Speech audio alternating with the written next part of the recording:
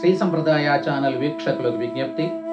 ధనుర్మాసోత్సవాల సందర్భంగా తిరుప్పావై పాశుర ప్రవచనాలు. నేడు 11వ రోజు పాశురం. கத்துக்கரவை கணங்கள் பல கரந்து செத்தார் திரளடிய சென்று செருச்செய்யும் புத்தமொன்றில்லாத கோவலருதும் பொற்கொடியே உத்தரவலகுல் புனமையிலே போதராய் சுத்தத்தோழிமாரெல்லாரும் வந்து நின் முத்தும் புகுந்து முகில் வண்ணன் பேர்பாட சித்தாதே பேசாதே செல்வ பெண்டாட்டி நீ எத்தெக்குரங்கும் பொருள் ఏలోరెంబాబాయ్. ఆండాళ్ దివ్య తిరువడిగళే శరణం. స్వరూప రూప గుణ విభవాదులలో స్వామితో కృష్ణునితో సమానమైనటువంటి ఒకానొక గోపిక తిరుప్పావై ఉత్సవాల సందర్భంగా, తిరుప్పావై ధనుర్మాసోత్సవాల సందర్భంగా నేడు వ్రతంలో కలియకుండా పడుకొని తన యొక్క మైమరచి, కృష్ణ పరవశంలో మైమరచి నిద్రపోతూ ఉండేటువంటి ఒకానొక గోపికను, అది కాదు మాతో కలవవలసినది, మనమందరము కలిసి పరమాత్మను సేవిద్దాము అంటూ ఆండాళమ్మ ఈ గోపికను, నేటి గోపికను నిద్ర లేపేటువంటి పాశురం ఈ యొక్క ఉత్తమమైనటువంటి పాశురం. ఆ ఊరి వ్రేపల్లలో ఎట్లా అయితే కృష్ణుడే అందరి పురుషులలో అగ్రగణ్యుడో అద్వితీయుడో, అదేవిధంగా ఆ గొల్ల కులంలో అక్కడ ఆ వ్రేపల్లలో ఉండేటువంటి గొల్ల వాళ్ళందరిలో కూడా, ఆ గొల్ల స్త్రీలందరిలో కూడా కృష్ణునికే తగినటువంటి, కృష్ణుడు ఎంత గొప్పవాడో మగవాళ్ళలో ఆడవాళ్లలో అంతటి అద్వితీయురాలైనటువంటి ఒకానొక గోపిక ఈ నేడు పడుకున్నటువంటి ఆ గోపిక, అటువంటి గోపికను నిద్రలేపుతూ ఉన్నారు ఈ పాశురంలో. కోవలరుదుం పొర్కొడియే, ఉత్తమమైనటువంటి గొల్ల కులానికంతటికి కూడా, గొల్ల కులంలో ఉండే వాళ్ళందరికీ కూడా బంగారు తీగ వంటిదానా అని ఈ పాశురంలో ఆ గోపికను సంబోధిస్తున్నారు. ఎట్లా అయితే జనకానాం కులే కీర్తి మహర్షితి మే సుత అని జనక మహారాజు అంటాడు, నా పుత్రిక అయినటువంటి సీతాదేవి ఈ జనక వంశానికంతటికి కీర్తి తెచ్చేటువంటిది అని అన్నట్టుగా ఈ గొల్ల వనిత కూడా, ఈ నేడు లేపబడుతున్నటువంటి గొల్ల వనిత ఎటువంటిది అంటే ఆ గొల్లల వంశాన్ని అంతటికి కూడా కీర్తిని తెచ్చేటువంటి ఉత్తమురాలు. అంతేకాకుండా ఆ గొల్ల వంశంలో బంగారు తీగ వంటిది, బంగారు బొమ్మ లాంటిది అని చెప్పంటున్నారు. ఇక ఆ గొల్ల వాళ్ళు ఎటువంటి వారు, ఆ గొల్ల వంశీయులు ఎటువంటి వారు అనేగా చెప్తున్నారు. కత్తు కరవై కణంగల్ పలకరందు, దూడలతో కూడినటువంటి గోవుల గణములు ఎన్ని ఉన్నాయి వాళ్ళ దగ్గర? ఒకటా రెండా? వాళ్ళ దగ్గర ఉండేటువంటి పశువుల మందలు, ఒక్కొక్క గొల్లవాణి దగ్గర ఉండేటువంటి పశువుల మందలు కూడా మనం లెక్క పెట్టడానికి వీలు కాదట. అటువంటి లెక్కలేనన్ని మందల కొద్ది పశువులు కలిగినటువంటి వాళ్ళు ఆ గొల్ల వంశీయులు. అవి కూడా దూడలతో కూడినటువంటి పశువులు. ఆ దూడలతో కూడినటువంటి ఆ గోవులకు అన్నిటికి కూడా పాలు పెరిగేటువంటి సామర్థ్యం ఎంత ఉండాలంటే ఆ గొల్లల దగ్గర, అమ్మారు ఒక ఇంతకుముందు పాశురం చెప్పింది, తేంగాదే పుక్కిరిందు శీర్త ములై పత్తి వాంగ. అలాగా అన్ని పశువులు తమ దగ్గర అధీనంలో ఉండేటువంటి ఆ సమస్తమైనటువంటి ఆ గోవులకు అంతటి కూడా పాలు పితికేటువంటి సామర్థ్యం, అదొక గొప్ప సామర్థ్యం, గోవులకు ఉండేటువంటి సామర్థ్యం అది తెలుపుతూ ఉన్నది. ఆ వాటికి అంతటికి పాలు పితికేటువంటి వారు, లెక్కలేనన్నటువంటి వాళ్ళ దగ్గర ఉండేటువంటి ఆ గోవుల యొక్క స్తన్యాన్ని అంతా కూడా వాళ్ళు చక్కగా పితికేటువంటి వారు, అటువంటి వాళ్ళు అంటున్నారు. ఇక అక్కడ ఉండేటువంటి గోవులన్నీ కూడా ఎటువంటివే కదా అంటే శ్రీకృష్ణుని యొక్క స్పర్శ కలిగి సమృద్ధిగా పాలు ఇచ్చేటువంటి ఉత్తమమైనటువంటి ఔదార్యము కలిగినటువంటి పశువులు అని చెప్పని చెబుతారు. అటువంటి పశువులు, ఇంకా వీళ్ళ యొక్క సామర్థ్యం చెప్పబడ్డది. అంటే అటువంటి మందల కొద్ది పశువుల యొక్క పాలను పితికేటువంటి సామర్థ్యం కలిగినటువంటి వాళ్ళు ఆ గొల్ల వంశీయులు. అటువంటి గొల్ల వంశీయులలో ఉత్తమురాలైనటువంటి ఈ యొక్క గోపిక నేడు లేపబడేటువంటి గోపిక. ఇంకా ఎటువంటి వాళ్ళు ఆ గొల్ల వాళ్ళు? శత్తార్ తిరడియ సెన్ను శరుచ్చయ్యం అంటున్నారు.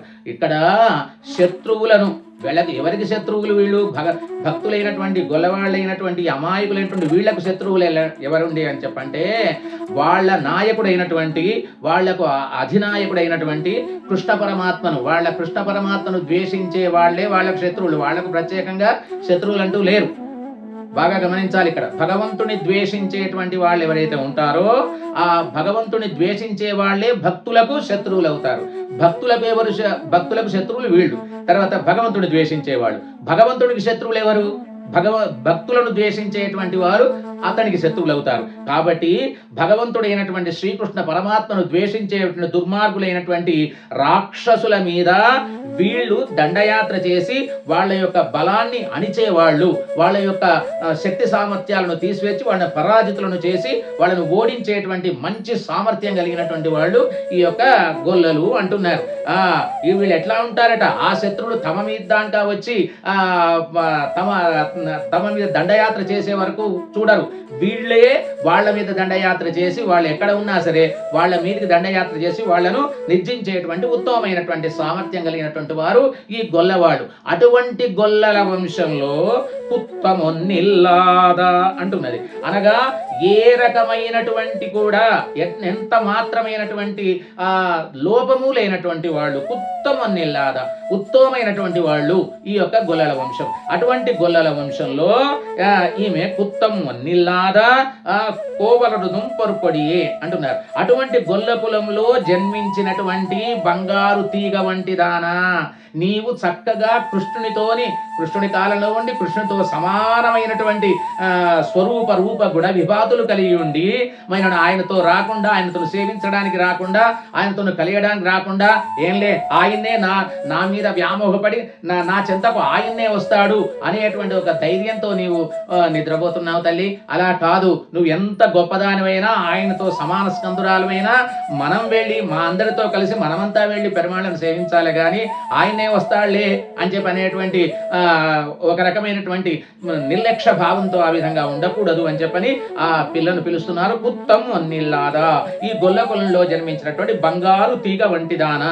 ఈ బంగారు తీగ వంటిదానా అనేటువంటి ఉపమానం ఎందుకు చెప్తున్నారంటే, ఈ ఒక తీగ ఏదైనా కావచ్చు, అది తీగ పైకి ఎగబాకాలి అంటే దానికి ఒక కొయ్య కావాలి. ఆ కొయ్యను ఆధారంగా చేసుకొని దాన్ని చుట్టుకుంటూ పైకి ఎగబాకుతుంది. అటువంటిదే దాన్ని మనం ఏమంటాము, అటువంటిదే బంగారు తీగ లేదా తీగ వంటి దానా అని చెప్పని మనం పిలుస్తాం. అటువంటి తీగ ఏ విధంగా అంటే కొయ్యను ఆధారంగా చేసుకొని పైకి ఎగబాకుతుందో, అదేవిధంగా నీవు కూడా బంగారు తీగ వంటి దానివి. నీవు ఏ కొయ్యను ఆధారంగా చేసుకొని పైకి ఎగబాకుతావు అని చెప్పంటే, భగవంతుడైనటువంటి కృష్ణ పరమాత్మను ఆధారంగా చేసుకొని ఆయనను అల్లుకొని ఆయనని ఆధారంగా చేసుకొని పైకి ఎగబాకే గుణం కలిగినటువంటి బంగారు తీగ వంటి దాని తల్ల. అటువంటి దానివి మన కొయ్యను మర్చిపోయి, అంటే ఆధారమైనటువంటి కృష్ణుణ్ణి అనుభవించకుండా, కృష్ణుని అనుభవం చేయకుండా, కృష్ణుని మాతో కలిసి అనుభవానికి రాకుండా నీవు ఒంటరిగా ఈ విధంగా నిద్రపోవచ్చునా, లేవు తల్లి అని చెప్పని ఆ అమ్మాయిని పిలుస్తున్నారు. ఇక ఈమెకు ఒక రకమైనటువంటి అహంభావం ఉన్నది. ఏమిటి, ఈమె ఎంత సౌందర్య రాశీభూతురాలు. సాధారణంగా కవులు ఆడవాళ్ళ యొక్క సౌందర్యాన్నంతా కూడా వర్ణించేటప్పుడు, ఉత్తమమైనటువంటి సౌందర్య రాసులను వర్ణించేటప్పుడు చక్కగా వాళ్ళు ఏ సౌందర్యాన్ని వర్ణిస్తారు, నడిమి కటి సౌందర్యాన్ని వర్ణిస్తూ చెబుతుంటారు. అటువంటి కటి సౌందర్యము కలిగినటువంటిది ఉత్తమమైనటువంటి ఈ యొక్క గోపిక. ఎటువంటి సౌందర్యము, ఆ సౌందర్యాన్ని ఆండాళమ్మ చెబుతున్నారు. పుత్తర బలగుల్ పునమైలే అంటున్నారు. పుత్తర బలగుల్, పుట్టలో ఒక పాము పడగ ముడుచుకొని పడుకుంటుంది. ఆ పుట్టలో పడగ ముడుచుకొని పడుకున్నటువంటి అటువంటి సౌందర్యము కలిగినటువంటి దాన, అటువంటి నడిమి సౌందర్యము కలిగిన దానా అని చెప్పని పిలుస్తున్నారు. పుట్టలో ఉన్నప్పుడు పాము పడగను ముడుచుకొని ఉంటుంది కదా, అంటే నడుము సన్నగా ఉన్నటువంటి దానా, చక్కటి నడిమి సౌందర్యము కలిగిన దానా అని చెప్పని, అటువంటి దానా అని చెప్పని ఇక్కడ చెప్తున్నారు. ఈ కటి సౌందర్యం చెబితే ఇక ఇతరమైనటువంటి అవయవ సౌందర్యం వర్ణించాల్సిన అవసరం లేదు. కటి సౌందర్యము ఎంత గొప్పగా వర్ణించబడితే ఇక మొత్తం ఆమె యొక్క మొత్తం శరీర సౌందర్యం అంతా మొత్తం సౌందర్య రాశీభూతురాలని చెప్పని అర్థం అక్కడ. కాబట్టి అటువంటి కటి పుట్టలో ముడుచుకొని పడుకున్నటువంటి పాము వంటి నడిమి సౌందర్యము కలిగిన దానా అని చెప్పని మనం చెబుతున్నారు. అటువంటి గొప్ప సౌందర్య రాశీభూతురాలైనటువంటి ఓ తల్లి. సౌందర్యము ఇక్కడ రెండు రకాలుగా చెప్తారు. ఏంటంటే సౌందర్యము సాధారణము, అసాధారణము. ఎవరి ఏ ఆడవారి సౌందర్యము అసాధారణమైనటువంటిది, ఏ మగవారి సౌందర్యము అసాధారణమైనటువంటి, ఏ మగవాణి సౌందర్యం అయితే ఇతరమైనటువంటి మగవాళ్ళందరినీ కూడా మోహింపచేస్తుందో ఆ సౌందర్యము, ఆ మగవాణి సౌందర్యము అసాధారణమైనటువంటి సౌందర్యము అంటారు. మరి ఏ ఆడదాని సౌందర్యము అసాధారణ సౌందర్యము అని చెప్పనగా, ఏ ఆడదాని సౌందర్యముతే తన తోటి ఆడవారిని కూడా భ్రమింపచేసేటువంటి విధంగా ఉంటుందో, మోహపడేటట్లుగా చేసే ఉంటుందో అటువంటి ఆడవాళ్ళ సౌందర్యము అసాధారణ సౌందర్యము అని చెప్పని మనం చెప్పవచ్చు. ఆ విషయంలో అందుకోసమే రామచంద్రమూర్తి గురించి చెప్తూ రూప ఔదార్య గుణై పుంసాం దృష్టి చిత్తాపహారిణం అని చెప్పంటారు. శ్రీరామచంద్ర భగవానుని రూపము, సౌందర్యాది ఇత్యాది గుణములు ఏవైతే ఉన్నాయో అవిట ఏం చేసాయట, మగవారి యొక్క అంటే ఆడవాళ్ళ సంగతి సరే సరి, ఇక మగవాళ్ళ సంగతి చెప్తున్నారు. మగవాళ్ళ యొక్క చూపులను, వాళ్ళ యొక్క చిత్తమును ఆకర్షించేటట్టుగా ఉంటుందట రామచంద్రమూర్తి యొక్క సౌందర్యం. రామచంద్రమూర్తి సౌందర్యం చూసినటువంటి వాళ్ళు ఇది మగవాళ్ళే, గడ్డాలు మీసాలు గిరినటువంటి ఆ ఋష్యాదులే ఒక్కసారి రామచంద్రమూర్తిని బిగ్గరగా కౌగులించుకుంటే బాగుండు అనేటువంటి విధంగా వాళ్ళు ఆశపడారట. ఆ విధంగా రామచంద్రమూర్తి సౌందర్యము మగవాళ్ళ యొక్క చూపులను కూడా ఆకర్షించినటువంటి దివ్యమైన అసాధారణమైనటువంటి సౌందర్యము. అలాగే ద్రౌపదీదేవి సౌందర్యం గురించి చెప్తూ అంటారు, పాంచాల్యాగ పద్మపత్రాక్ష్యాగ స్యాయంత్యా జగరంగన యా స్త్రియో దృష్టవత్యస్తాః భావం మనసా యయుహు. ద్రౌపదికి స్నానం చేసేటప్పుడు ఆమె చెలికత్తలు చూసి ఆమెను అయ్యయ్యో మేము మగవాళ్ళమైతే బాగుండు అని చెప్పని ద్రౌపది సౌందర్యానికి అంత మోహపడ్డారట వాళ్ళు. ఆమె సౌందర్యం అసాధారణమైనటువంటి స్త్రీ సౌందర్యం కాబట్టి ఆ విధంగా ఉంటుంది కదా. అటువంటి దివ్యమైన సౌందర్య రాశీభూతురాలైనటువంటి ఓ తల్లి, ఓ గోపిక, నీవు నిద్రలేవలసినది. కృష్ణుడి దగ్గరికి వెళదాము, కృష్ణుని అనుభవిద్దాము, కృష్ణ గానం చేద్దాము అని చెప్పని వీళ్ళు పిలుస్తున్నారు. శుత్తోడి మారెళ్ళారుం వందు అంటున్నారు. కావలసిన అందరూ వచ్చారు. ఆమె అడుగుతున్నది అనుకోండి, ఏమయ్యా మరి అందరూ వచ్చారా, నన్ను లేపుతూ ఉన్నారు మీరంటే, అమ్మా మన బంధువులు, చుట్టములు, మన ఫ్రెండ్స్, చెలికత్తెలు అందరూ కావలసిన వాళ్ళందరూ కూడా ఇక్కడికి వచ్చారు తల్లి. సుత్తోడిమారెళ్ళారు వందు, అందరూ చుట్టములు, పక్కములు, ఫ్రెండ్స్, బంధువులు అందరూ వచ్చారు తల్లి అని చెప్పని అంటున్నారు. వందు నిన్ముత్తం పొగుందు అంటున్నారు. వచ్చి నీ ఇంటి వాకిట నిలబడి నిన్ను ప్రార్థిస్తున్నారు. ఏమిటి నన్నెందుకు ప్రార్థిస్తున్నారంటావేమో, నీవు గొప్ప సౌందర్య రాశీభూతురాలవై నీవు నీ సౌందర్యం చేత నువ్వు అనుకుంటున్నావు కృష్ణ పరమాత్మనే వస్తాడు, అనుభవిస్తాడు, అంతటి యోగ్యురాలివే నువ్వు కావచ్చు. అయినా మా కోసం అని చెప్పని నువ్వు లేచి మాతో కలిసి మనమందరము వెళ్ళి మేము కృష్ణుని అనుభవించేలాగా మనం ప్రయత్నం చేయాలి, కృష్ణ అనుగ్రహం పొందాలి. కాబట్టి నీవు లేచి మా వద్దకు వచ్చి మాలో కలిసి మాకు నాయకురాలివై ఉండి నీ సౌందర్యం చేత పరమాత్మను ఆకర్షిస్తున్నావు. ఎట్లాగూ ఆయనను ఆకర్షించి మేము కూడా కృష్ణ పరమాత్మను సేవించేటట్టుగా నీవు మాతో సహకరించాలి తల్లి, మాకు నాయకురాలివై ఉండాలి అని చెప్పని మనం పిలుతున్నారు. ముగిల్ వన్నన్ పేర్పాడ, ఎందుకోసం పిలుస్తున్నా మేమందరం నీ వాటి దగ్గరకు వచ్చి నేను ఎందుకు ప్రార్థిస్తా అంటే మనమందరము కలిసి ముగిల్ వన్నన్ పేర్పాడ, మన స్వామి ఎటువంటి వాడు, నీలమేఘశ్యాముడు, కార్మేని అని చెప్పన్నారు కదా. అటువంటి మేఘవర్ణుని యొక్క కీర్తిని, మేఘవర్ణుని యొక్క పాటను మనము పాడి తరించాలే. ఓ పునమైలే, ఓ వనమయూరమా, అడవి నెమలివి నీవు, అడవిలో నృత్యం చేసేటువంటి వన మయూరానివి, అటువంటి ఉత్తమమైనటువంటి నృత్యం చేయగలిగినటువంటి దానివి, కృష్ణునితో కలిసి నృత్యం చేసేదానివి, కృష్ణుని అనుభవిస్తూ నృత్యం చేసేదానివి, అటువంటి పునమైలే ఓ వనమయూరమా నీవు లేవలసినది అని చెప్పలిస్తున్నారు. నీవు ఇట్లా కృష్ణుణ్ణి పాడి మనం అనుభవించవలసి ఉండగా, నీవు నృత్యం చేయవలసి ఉండగా, చిత్తాదే పేషాదే ఉరంగుం పొత్తు ఇరక్క అంటున్నారు. ఇట్లు కదలగా మేము ఇంత కృష్ణుని గురించి పాడాలని వచ్చి కృష్ణుని పాడాలి అని చెబుతూ ఉంటే నీవు కదలకుండా మెదలుక చిత్తాదే పేషాదే ఇటు అటు కదలకుండా ఆ విధంగా మత్తిల్లి కృష్ణ వ్యామోహంలో పడిపోయి ఆ విధంగా నిద్రపోతూ ఉన్నావు తల్లి, అది భావ్యం కాదు, నీవు లేవలసింది అని చెప్పని ఆ గోపికను నిద్రలేపై ప్రయత్నం చేశారు ఈ ఆండాళం. తర్వాత స్వాపదేశం, ఇది తప్పకుండా వెలువరిస్తున్నది. ఇక్కడ కోవలరుదు ఆచార్యపరంగానే స్వాపదేశం సాధిస్తున్నాం. తర్వాత కోవలరుదం అంటే అర్థం ఏంటి, బంగారు తీగ అని చెప్పి ఇంతకు చెప్పాం కదా. విద్వాంసులలో పారతంత్ర్యము మూర్తి భవించినటువంటి ఆచార్యవర్యుణ్ణి ఇక్కడ నిద్రలేపుతున్నారు అని అర్థం. ఎట్లా అయితే బంగారు తీగ కొయ్యను పట్టుకొని ప్రాకి పైకి వెళుతూ ఉందో, అదే విధంగా పారతంత్ర్య మూర్తి భవించి ఆ కొయ్య లేకపోతే ఉండలేనటువంటి స్థితి, అంటే భగవంతుణ్ణే ఆధారం చేసుకొని పైకి ఎగబాకేటువంటి ఉత్తములైనటువంటి ఓ ఆచార్య వైద్య శేషత్వ పారతంత్ర్య మూర్తి భవించిన వాడా అని చెప్పని అర్థం కోవలరుదు అనేదానికి.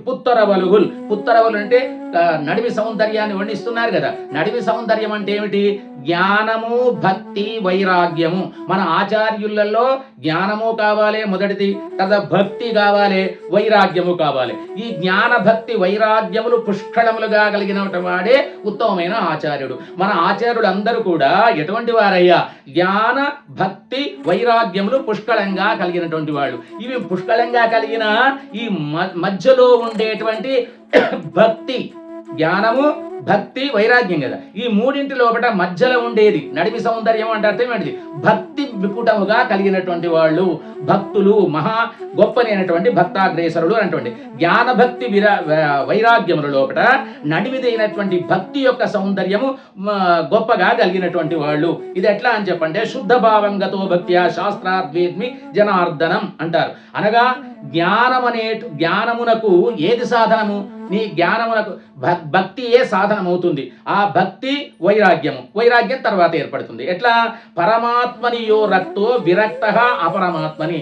ఎవరికైతే పరమాత్మ యందు అనురక్తి ఏర్పడుతుందో ఇతరమైన అపరమాత్మని, పరమాత్మ కాని దాని పట్ల వైరాగ్యం అదే వైరాగ్యం. జ్ఞానము తర్వాత మధ్యమైనటువంటి జ్ఞానము చేత వృద్ధి చెందినటువంటి భక్తి, ఆ భక్తి వల్ల కలిగినటువంటి పరమాత్మ పట్ల అనురక్తి, తర్వాత వైరాగ్యము, ఇతర పదార్థముల పట్ల వైరాగ్యము అనేటువంటిది ఏర్పడుతుంది అని చెప్తాడు. అటువంటి విషయం మనకు నాథమునుల గురించి కూడా నమో చింత్యాద్భుత క్లిష్ట జ్ఞాన వైరాగ్య రాసే నాథాయ మునయే ఘాత భగవద్భక్తి సింధవే అనేటువంటి ఇవన్నీ కూడా వైరాగ్యమునకు భక్తి సాధనము అనేటువంటి దాన్ని ప్రమాణంగా మనకు చెబుతున్నారు. దాన్నే ఇక్కడ జ్ఞాన భక్తి వైరాగ్యాల లోపల మధ్యనైనటువంటి భక్తి యొక్క సౌందర్యము కలిగినటువంటి వాడ యథా శేషత్వ పారతంత్ర్యములు మూర్తి భవించినటువంటి ఓ ఆచార్యవర్య, మీరు లేవండి అయ్యా, మమ్మల్ని జాగృతం చేయండి అయ్యా అని చెప్పని ప్రార్థిస్తున్నారు ఆండాళమ్మ. పునమయిలే అంటున్నారు. అనగా వనమయూర సాదృశ్యము ఆచారునకు, అంటే నెమలి లాంటి, నెమలికి ఆచారునికి పోలిక ఉన్నది. నెమలి ఏం చేస్తుంది అని చెప్పంటే ఏమిటి పోలికలంటే, నెమలి ఉన్న చోట విషమ జంతువులు అనేటువంటివి, విష సర్పాదులు అనేటువంటివి ఉండవు అక్కడ. అదేవిధంగా ఎక్కడైతే ఉత్తమమైనటువంటి ఆచార్య పురుషుడు, అష్టాక్షర సిద్ధుడైనటువంటి మహా ఆచార్యవరుడు ఎక్కడైతే ఉంటాడో అక్కడ రోగం గాని, దరిద్రం గాని, వంచన గాని, దొంగలు గాని ఇటువంటి వాళ్ళంతా కూడా ఉండరు అని చెప్పని శాస్త్రం చెప్తూ ఉన్నది. రెండోది, సంతోషము అతిశయించినప్పుడు నెమలి ఏం చేస్తుంది? పురి విప్పి నాట్యం చేస్తుంది. అదేవిధంగా భగవద్ గుణానుభవం చేసేటప్పుడు ఉత్తమమైనటువంటి ఆచార్యవరుడు కూడా భక్తాతిశయంతో చక్కగా తమను తామును మరిచి నృత్యం చేస్తూ ఉంటారు. కాబట్టి నెక్స్ట్, శ్రమ పడనిదే, మనం కష్టపడితే గాని నెమలి పురి లభించదు, నెమలి పింఛన్ లభించదు. అలావిధంగా మనం అనువర్తించనిదే, కష్టపడి వెతకనిదే ఆచార్యులు, ఉత్తమమైనటువంటి ఆచార్యులు మనకు లభించరు. వారిని మనము వెతికి అన్వేషించి పట్టుకోవాలి. భగవంతుడిచే ఈ నెమలిపురి, భగవంతుడు కూడా తన తలలో ఏం దాలుస్తాడు? నెమలి పింఛాన్ని ధరుస్తాడు. అటువంటి ఉత్తమమైన ఆచార్య సూక్తులు కూడా, అంటే ఆచార్యుడు చెప్పే సూక్తులు కదా మనకు శిరస్సు పైన శిరసావహించవలసినటువంటివి అని అర్థం. నెమిళ్లకు మేఘము పట్ల ప్రీతి ఎక్కువగా ఉంటుంది. ఆచార్యునికి ఎవరిని ప్రీతి ఉంటుంది? భగవంతుని అందే ప్రీతి ఉంటుంది. అటువంటి భక్తి సంపద కలిగినటువంటి శెల్వ పెండాటి, అంటే భక్తి సంపద కలిగినటువంటి వాడా ఓ ఆచార్యవర్య. కరవై అంటే సకలమైనటువంటి కావలసినటువంటి వరిష్టార్థములైనటువంటి ప్రసాదించేటువంటి కామధేనును పోలినటువంటి వాడా. కడంగళ్ పలకరందు అనగా అర్థం ఏమిటి? అప్పటికప్పటి కొత్తగా తాను అభ్యసించినటువంటి వాటిని, అభ్యసించినటువంటి అర్థ విశేషాలని బాహ్య కుదృష్టులు, వితండవాదులు, నాస్తికవాదులు, వేద విరుద్ధవాదం చేసే వాళ్ళు ఉండే చోటికి వెళ్ళి వాళ్లను జయించేటువంటి విషయంలో కుత్తమొన్నిల్లాదా ఏమాత్రం కూడా వెనుకంజ వేసేవాళ్ళు కాదు మన ఆచార్య పురుషులు అని అంటున్నారు. శుద్ధత్తోజిమారెల్లారు ముందు మహానుభావుల యొక్క సన్నిధానం లోపట అందరూ ఉంటారు. వాళ్లకు ఆత్మబంధువులు ఉంటారు, లేదా వాళ్లను ఆశ్రయించినటువంటి ఇతరమైనటువంటి దేహ బంధువులు కాని వాళ్ళు ఉంటారు. అంటే ఇక్కడ శుద్ధత్తోజి బంధువులు, మిత్రులు అందరూ వచ్చారు అని చెప్పండి. అర్థం ఏమిటి? దేహ బంధువులు ఉన్నారు ఆచార్య గోష్ఠిలో, తర్వాత వారికి సంబంధించినటువంటి ఆత్మ బంధువులు, దేహ బంధువులు ఇద్దరు ఉన్నారు అని చెప్పడంలో తాత్పర్యం. భగవద్రామాయణ గోష్ఠిలో కూడా అటువంటి వాళ్ళు ఎంతో ఉన్నారు. నిన్ ముత్తుం పుగుందు, ఆ భాగవతోత్తములు కూడి ఉండే చోటే వాళ్ళ యొక్క ముత్తుం పుగుందు, ముంగిలి, వాకిటి, చిత్తాదే పేశాదే అక్కడికి వచ్చి చేరాం తండ్రి. ఆచార్య గోష్ఠికి, ఆచార్య కూటమికి వచ్చి చేరాము. చిత్తాదే పేశాదే, నీవు ఏ విధంగా అంటే నమ్మాళ్ళు వాళ్ళు చెప్పినటువంటి దశలో ఉండేటువంటి వారు వాళ్ళు. అంటే అట్లేమిటి? చిత్తాదే పేశాదే అనే దానికి ఏం చెప్తున్నారు? చిత్తవేండ షిందిప్పే అవయ్యం అని చెప్పని నమ్మాళ్ళు వాళ్ళు ఆ గోష్ఠి లోపల ఉలుకగా పలుకగా నిరంతరం భగవద్ధ్యానం చేస్తూ ఉంటారు ఆచార్యుల వర్యులు. అట్లా ఉండేటువంటి ఆచార్యవర్య అని చెప్పని చెప్తున్నారు. అంతేకాకుండా ఈ పాశురంలో ఆచార్యపరంగా ప్రతి వాక్యానికి అర్థం ఉన్నది. పూదత్తాళ్వార్ అనేటువంటి మహానుభావులను ముదలాళ్వాళ్లలో మనకు ముగ్గురు ఆళ్వాళ్లలో పూదత్తాళ్వారు ఒకరు. వారిని లేపేటువంటి ఉత్తమమైనటువంటి పాశురం. తర్వాత వారే ఈ పాశురం లోపల కోల్ తేడియోడం కొడుందరే పోందరే మాల్తోడియం మనం అని తమను తాము ఒక బంగారు లతగా వారు చెప్పుకున్నారు. అటువంటి వారు ఈ ఆచార్యులు. వీరు కత్తు కరవై అని చెప్పంటే అర్థం ఏమిటి? సరోయోగి ప్రబంధము కరవైక్కణం, సరోభూత యోగుల ప్రబంధములు కరవైక్కణంగల్, సరోభూత భ్రాంత యోగుల ఈ ముగ్గురి ఆళ్వాళ్ళ యొక్క ప్రబంధములు కలిస్తే కరవై కణంగల్ ఫల అని చెప్పని ఈ ముగ్గురి ఆళ్వాళ్ళ యొక్క ప్రబంధములు కూడా ఈ పాశురంలో అమ్మవారు మనకు గుర్తింపజేస్తూ ఉన్నారు. ఈ ఆళ్వారిని లేపేటువంటి పూదత్తాళ్వారు లేపేటువంటి ఈ పాశురంలో శత్తార్ త్రిడర్య శన్ను శరిచ్చయ్యం, వీళ్ళంతా కూడా ఎటువంటి వారు? భగవద్విరోధులు ఉండే చోటుకి వెళ్ళి వాళ్ళని నిరసించేటువంటి స్వభావం కలిగినటువంటి వాడు. ఆ విషయమే చెప్తున్నారు. పుత్తరవలగుల్ అనే ఈ మాట అన్బే తగలియా అనేటువంటి భక్తితోనే ప్రబంధాన్ని ఆరంభించారు. యానుడై యవన్బు అని భక్తితోనే ఈ ప్రబంధాన్ని ముగించినటువంటి ఉత్తమమైనటువంటి ఆళ్వాళ్ళు ఈ ఆళ్వాళ్ళు. జ్ఞాన భక్తి విరక్తులలో ఈ మూడింటిలో నడిమిదైనటువంటి భక్తి వైభవముచే భక్తి శోభచే శోభించినటువంటి వారు, ప్రకాశించినటువంటి వారు ఈ ముగ్గురు ఈ ఆళ్వారు అని చెప్పి చెబుతున్నారు. పునమైలే అని పడి పొడిల్ షూత్ కడన్మల్లై అని చెప్పని నీరు త్రావే కడలి తీరం ఎక్కడది? మహాబలిపురంలో అవతరించినటువంటి వారు మహానుభావులు ఈ యొక్క ఆళ్వాళ్ళు. శుత్తత్తోడిమార్ సరో భ్రాంత యోగులు వీరికి చుట్టములు. తక్కిన దివ్యసూరివర్యులంతా కూడా వీరికి సకులు. ముగిల్వಣ್ಣన్ పేర్పాడ ఉలగేగం ముత్తుం విడంగుం ముగిల్వಣ್ణ అని తర్వాత మొట్టమొదట పాడినటువంటి ఈ విధంగా ముగిల్వಣ್ಣన్ అనే శబ్దం ప్రయోగించి పాడినటువంటి తొలుదొలుత పాడినటువంటి ఆళ్వాళ్ళలో వీరు ఈ ఆళ్వారే పాడారు. కోవల రుదం అంటే కోవలూరు గోపపురము నాకు ఈ పదం సూచకంగా చెబుతారు. ఇట్లా ఈ పార్యం ఆళ్వాళ్ళ పరంగా కూడా పూదత్తాళ్వారు లేపేటువంటి ఉత్తమమైనటువంటి పాశురంగా ఈ పాశురం అనుసంధానం చేశారు. ఆండాళ్ దివ్య తిరువడిగళ ఏ శరణం కర్కటే పూర్వ ఫల్గుణ్యాం తులసీ కారణోద్భవాం పాండ్యే విశ్వంబరాం గోదాం వందే శ్రీరంగనాయకీం. స్వస్తి.